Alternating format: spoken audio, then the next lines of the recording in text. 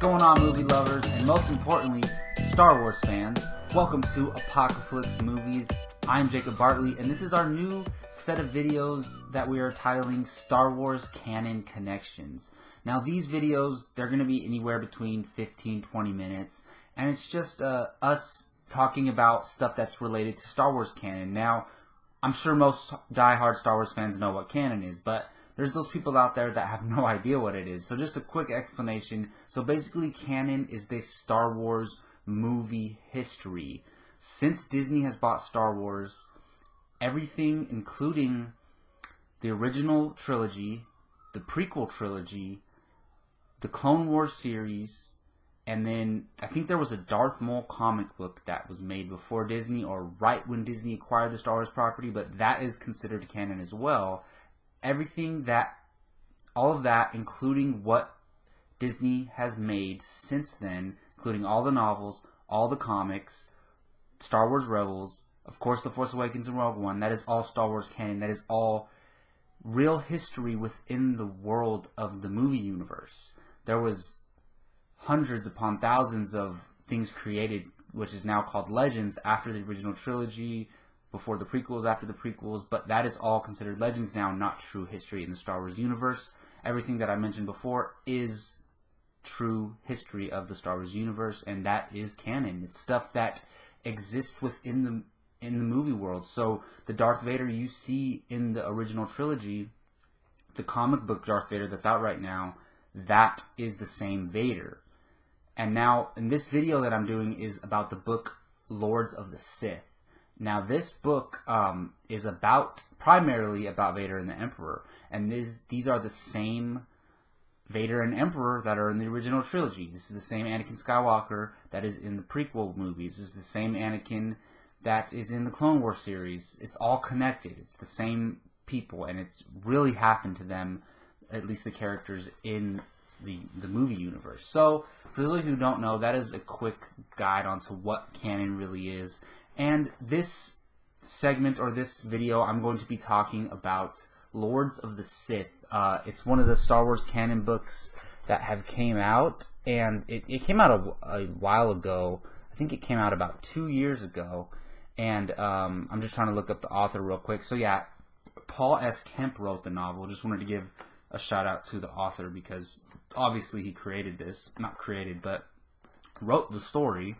So I just want to give a shout out to the author. But yeah, Lords of the Sith, basically, it follows Vader and the Emperor on, throughout a few days period, and they're stuck in this situation. And before I go any further, I'm going to warn you all that this is for people who have read the book or listened to the book on audiobook, which is what I do, and which is I highly recommend, because I have hour-long commutes a few times a week during the week to get to work, and that is when I listen to my Star Wars audiobooks. Go to audible.com, it's $15 a month. You get 1 credit a month, which means you get 1 book a month, and a month is a good time to finish a whole Star Wars book. You might need a little less, a little more time than that, depending on how often you're able to listen to it, but I highly recommend signing up for audible.com. $15 a month, you get a credit, and you get any book you want to buy for $15 when they're normally $30. So go check that out if you want to listen to the Star Wars audiobooks, or if you want to read them,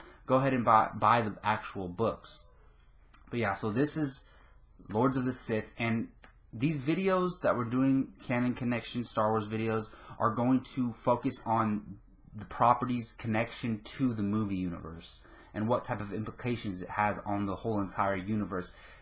I am technically reviewing the book, giving my thoughts on whether I liked it or not, but I'm also specifically talking about what I learned about the Star Wars universe, what I learned about the Force, what I learned about these characters in this book, and how it might impact times that we have seen these characters in the past, or times that we might see these characters in the future. So that is going to be the focus of Star Wars Canon Connections. So without further ado, I usually won't have that long of an intro for these, but I just wanted to get this first one out of the way and explain exactly what I'm doing here. Let's jump into it. Lords of the Sith, I will be talking about spoilers.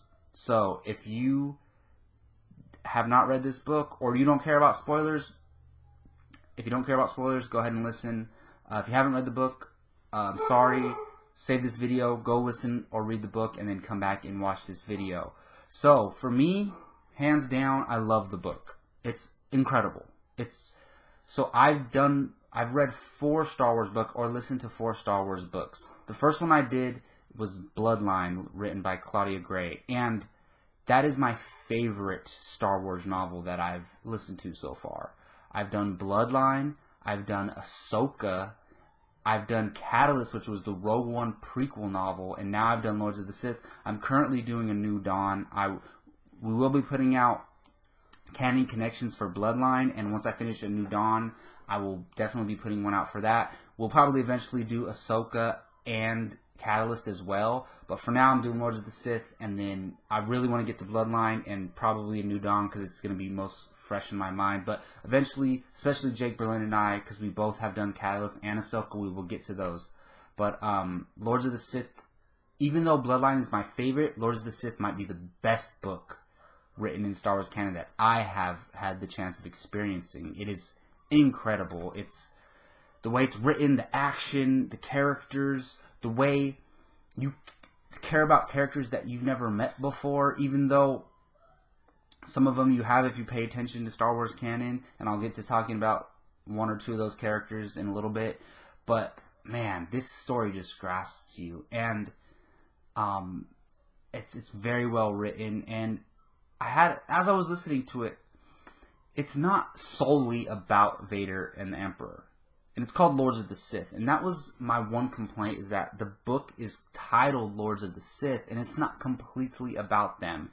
But once you get to the end of the book, and there's this final moment between Vader and the Emperor, you finally realize, like, oh, this book really is about these 2 characters. Everything else going around it is very important, but the whole purpose of this book was about these 2 characters, and I will get to that moment later on in this video, and I'll refer to what it was when I mention it. But let's jump into it. So this book, it mainly takes place on Ryloth, where a lot of Twi'leks live, which I'll get into them in a little bit. And the time period is between Revenge of the Sith and the novel Tarkin, which I'm assuming Tarkin, I have not read Tarkin, it's probably going to be my next one after A New Dawn. I'm assuming Tarkin takes place, probably jumps around in time a little bit, but probably takes place before A New Hope, because we all know Tarkin dies in A New Hope. But this book takes place in between Revenge of the Sith and Tarkin, and that obviously makes a lot of sense. But one of the main things I took away from this book was Cham Syndulla. Now, if you don't know who Cham Syndulla is, he is a Twi'lek, and they're the race that has like the long ears. I don't know, they're not ears, but you know, they have the long things going down their back.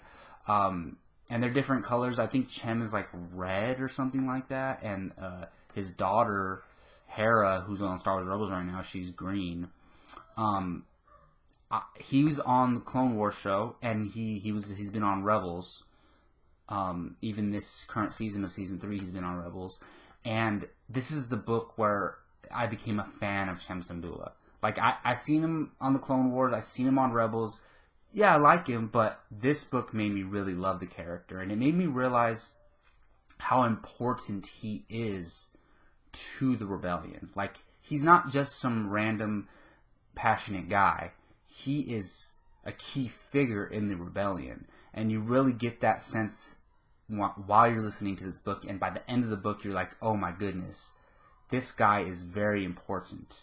And he's very important, and he's a big part of this book, and he's really a strong character. And one of the things that I really appreciated in this book was his relationship with a character named Ishval. Now, Ishval is kind of his right-hand person.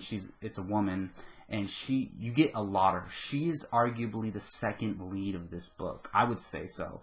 I mean, it's tough because you got Vader. I say Vader is the lead of this book. And then I would say on the good side, on the rebellion side, Ishval is the lead. You get a lot of Cham Syndulla, but Ishval is a great character. And I said this is spoilers, so spoilers. This is the biggest spoiler you're probably going to hear, so if you don't want to hear it, stop the video. Ishval dies at the end of the book. And how she dies, I'll get into it a little bit later when I talk about another point that I have to make. But she is a fantastic character, and her and Cham's relationship is fantastic. And it really even though I went into this book wanting to know most about Vader and the Emperor, it made me really care about the other side and the rebellion and what's going on with these characters, because that was the aspect that made me think, wait a minute, this book is not necessarily all about the Lords of the Sith, about Vader and the Emperor. It's about parts of this rebellion. But then, like I said, by the end of the book, you're like, okay, it is really about Vader and the Emperor, but you had to have these other characters for it all to make sense. So, Ishval and Chem's relationship, fantastic. It really made me care about Chem a lot, and I realized how important he is to the rebellion for this, and it makes me look at his character very differently. I'm catching up on Rebels. I'm early season 3. I just watched episode 3 or 4 of Rebels, and he's a big part of one of those episodes, and I look at him differently now. Like, I actually like the character and care more about him, and I see more in him now that I got to know him throughout this novel. So that was a big, big thing that I took away from Lords of the Sith. Another thing is, it's no shocker, but it just made me realize how powerful Vader is, and he's even more powerful than I thought. A few examples is, they're on a Star Destroyer, and it's getting attacked, and he hops in his ship. And I also learned in this, I guess this is a canon connection, because have you ever wondered what Vader's chest thing is and why it has buttons on it? Well, one of those buttons activates his ship and gets it ready for him, and I thought that was awesome. But other than that, there's all these, they have like these robot ships coming at them, attacking the Empire, and they have bombs attached to them. And Vader gets in his ship, and he's, taking out rebellion ships and taking out these robot ships, and he start with the Force while he's in his ship, focusing on flying and shooting.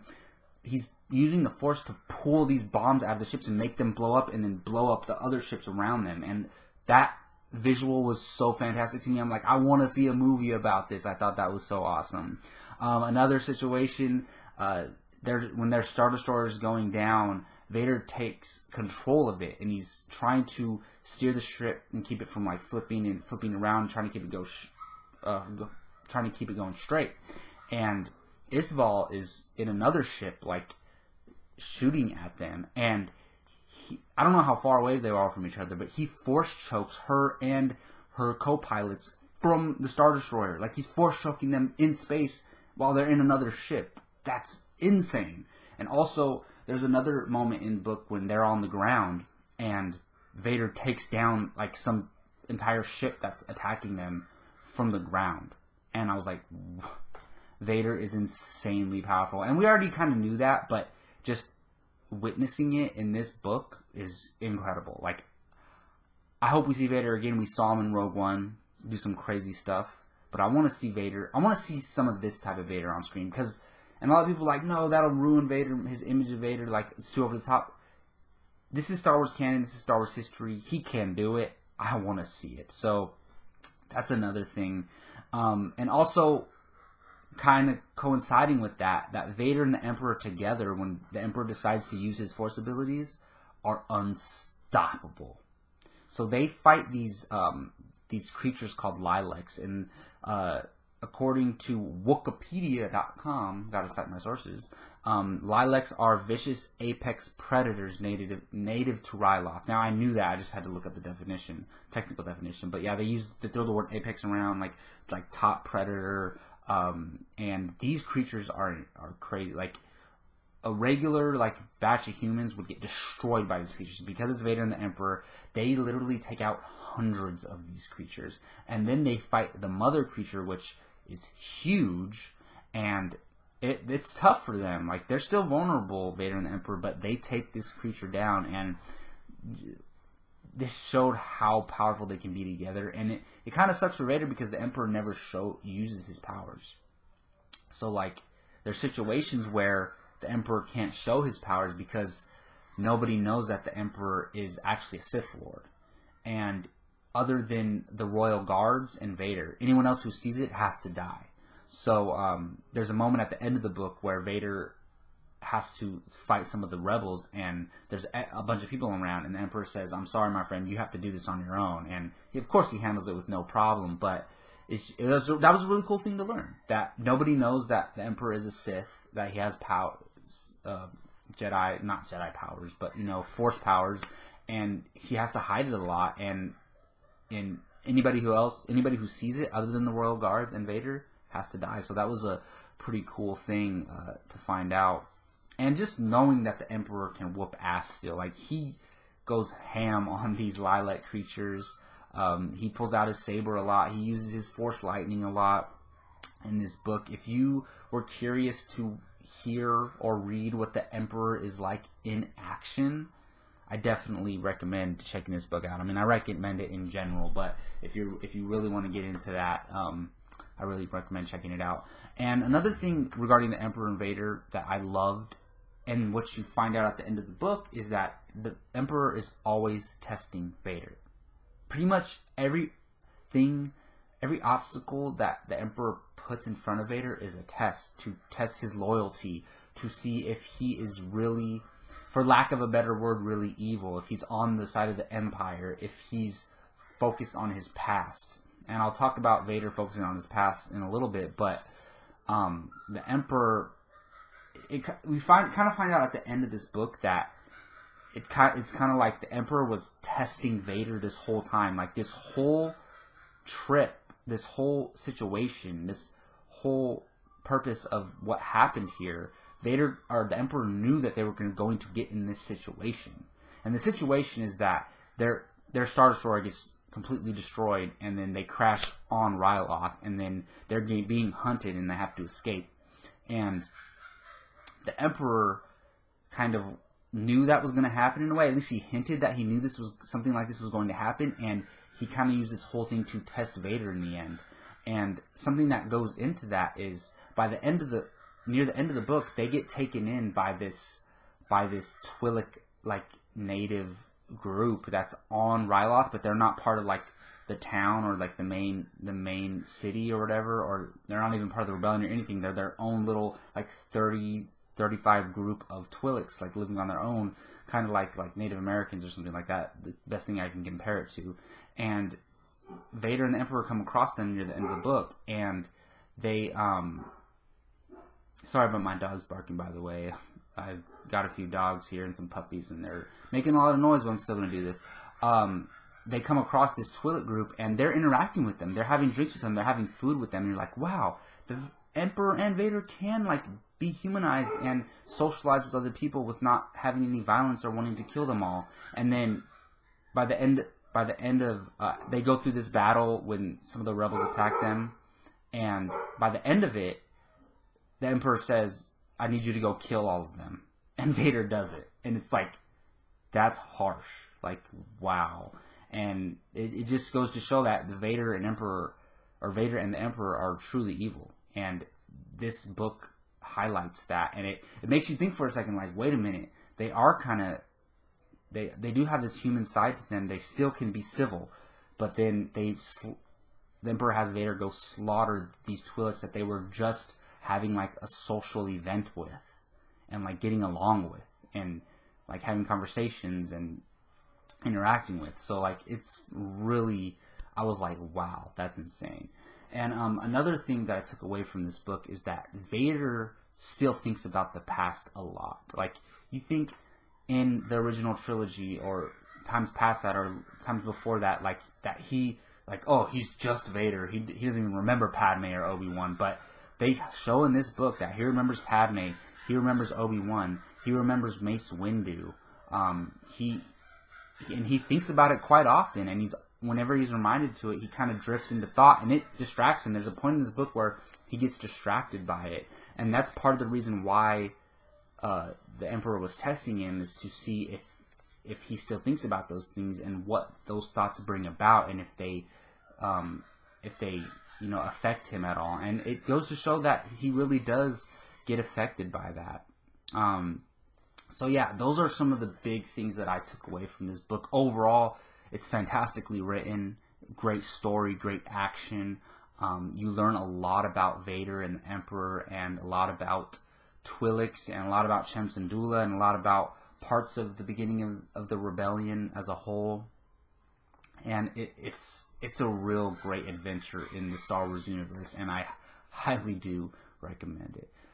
Alright, well, thank you for joining me for this Lords of the Sith Star Wars Canon Connection video. I'm Jacob Bartley. You can find me on this Apocalypse Movies YouTube channel. I would really appreciate it if you subscribed and hit that like button. Me, Gio, and Jake are doing these things, trying to put out as much content as we can, and we truly do appreciate it. Thank you all for listening again. Until next time, take care.